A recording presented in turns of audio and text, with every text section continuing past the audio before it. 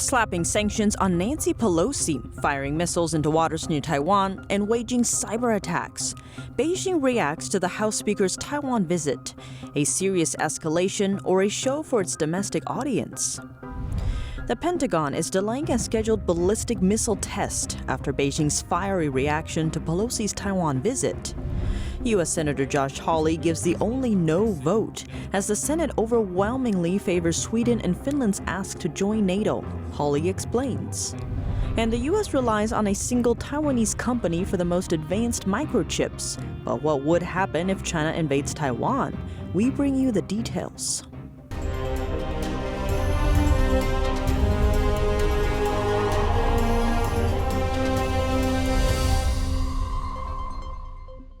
Welcome to China in Focus. I'm Tiffany Meyer. Secretary of State Antony Blinken said Friday that China's military exercises aimed at Taiwan were a significant escalation. These provocative actions are a significant escalation. We've seen how Beijing has attempted to change the status quo on Taiwan for some time. The Chinese military fired rounds of missiles into the ocean near Taiwan. It also sent out more than 100 planes, including fighter jets and bombers, and over 10 warships. Some of them crossed the Taiwan Strait median line, the unofficial divide between mainland China and Taiwan. The island also experienced an unprecedented number of cyber attacks, 4.9 million on Wednesday alone. Beyond that, the Chinese regime arrested a Taiwanese citizen doing business in China, accusing him of supporting Taiwan independence. Now, they've taken dangerous acts to a new level. China has chosen to overreact and use Speaker Pelosi's visit as a pretext to increase provocative military activity in and around the Taiwan Strait. The fact is, the Speaker's visit was peaceful.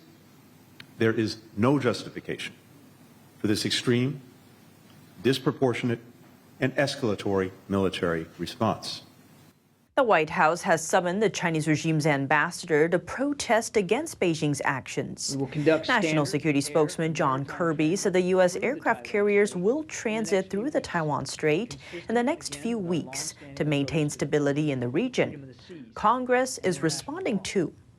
Defend itself. No doubt there's going to be a reaction to this trip from the Chinese, but we can't let China dictate U.S. foreign policy.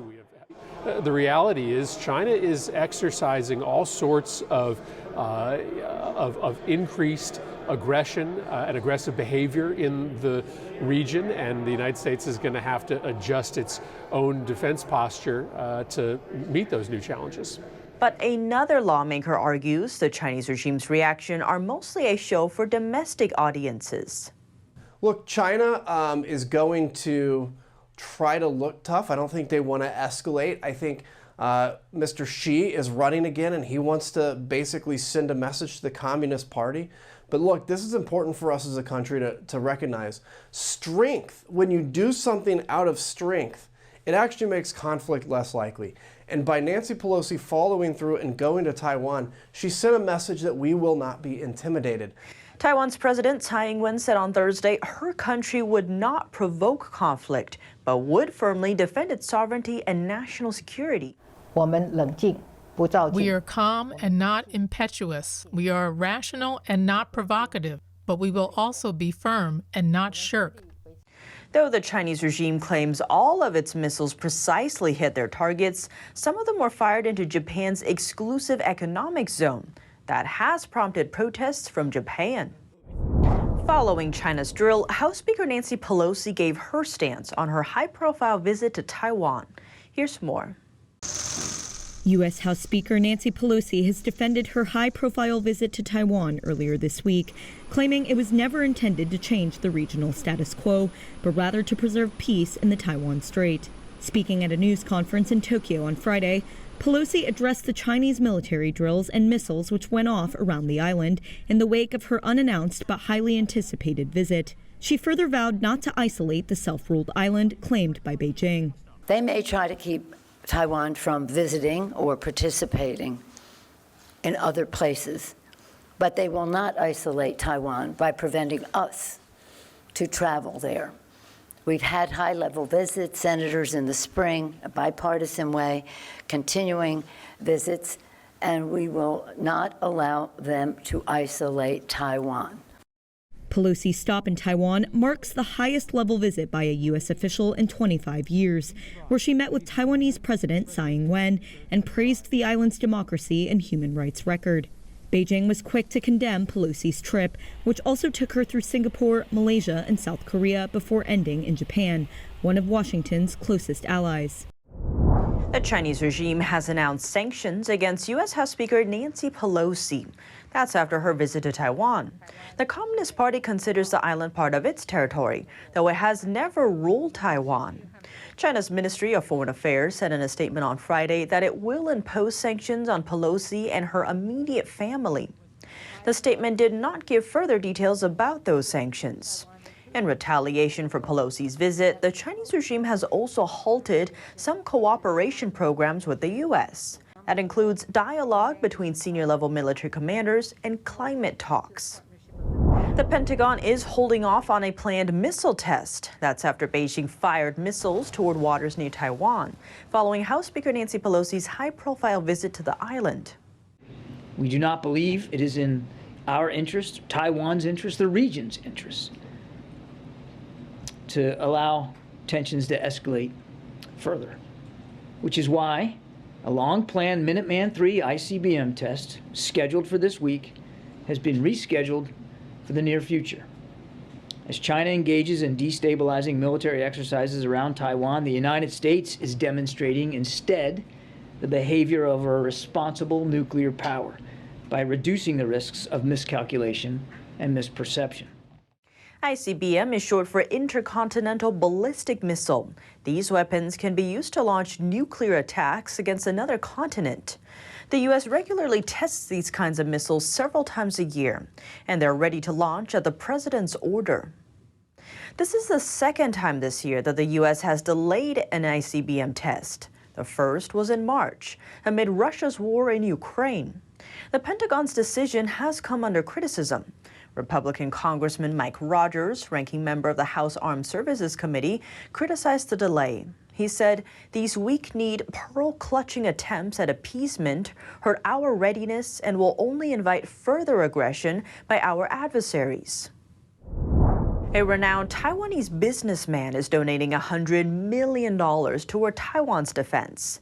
He's urging the island's people to unite and, quote, see through the evil nature of the Chinese Communist Party. Robert Cao is the founder of the world's second-largest contract microchip maker, UMC. It's based in Taiwan. Today, I announced that I will donate 3 billion NT, about 100 million US, to help strengthen national defense.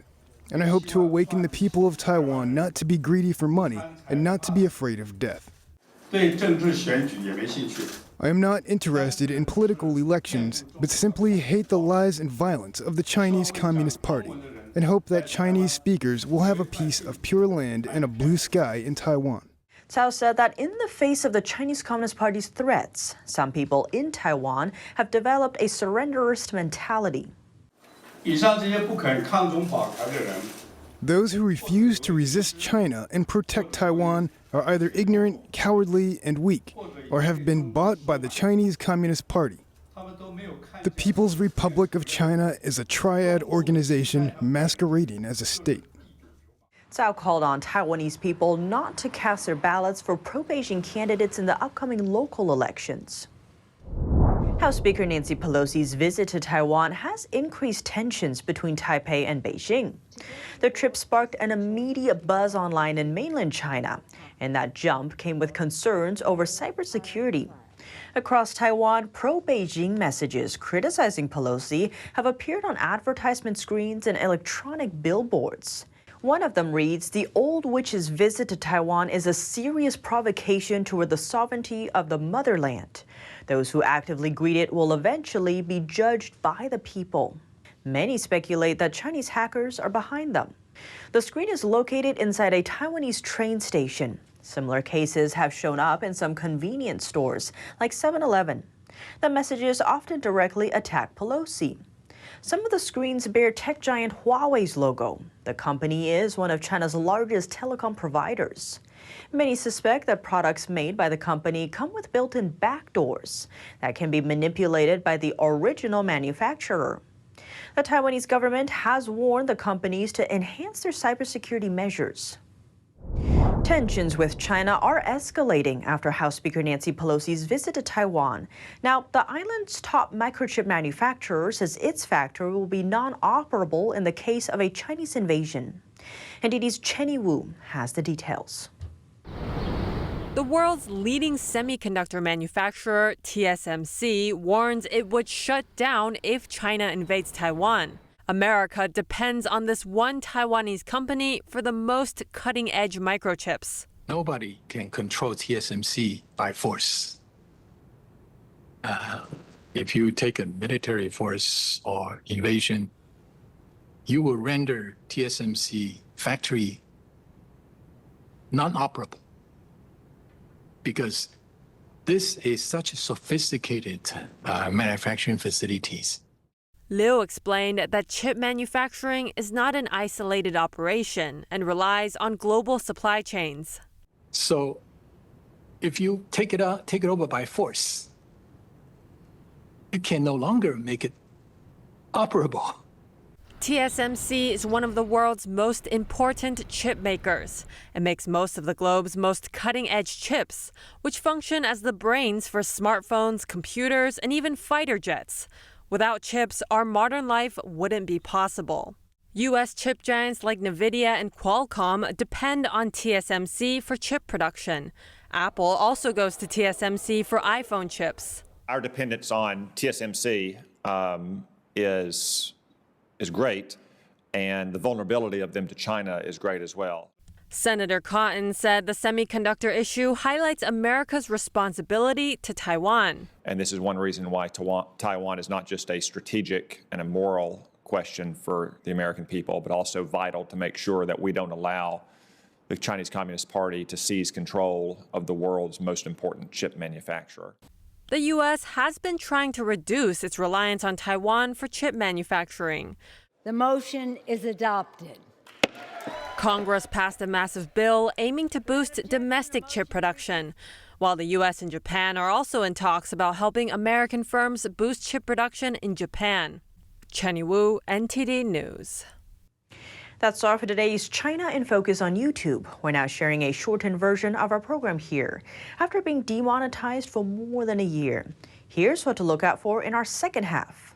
Highlights from the final leg of House Speaker Nancy Pelosi's Asia tour. We look at why some are concerned that there could be cracks in America's alliance with South Korea. Plus, the Senate voted yes to Finland and Sweden's request to join NATO, while one senator explains why he voted no. The full episode is available on our partner platform, Epoch TV. To sign up, click the link down below. Thanks for watching China in Focus. I'm Tiffany Meyer, and see you tomorrow. The 2022 NTD 8th International Chinese Vocal Competition will be held from September 29th to October 2nd at the Merkin Hall of Kaufman Music Center in New York City. The competition is honored to have specially invited vocalists with the world-renowned Shen Yun Performing Arts to serve on its panel of judges. The gold award is $10,000.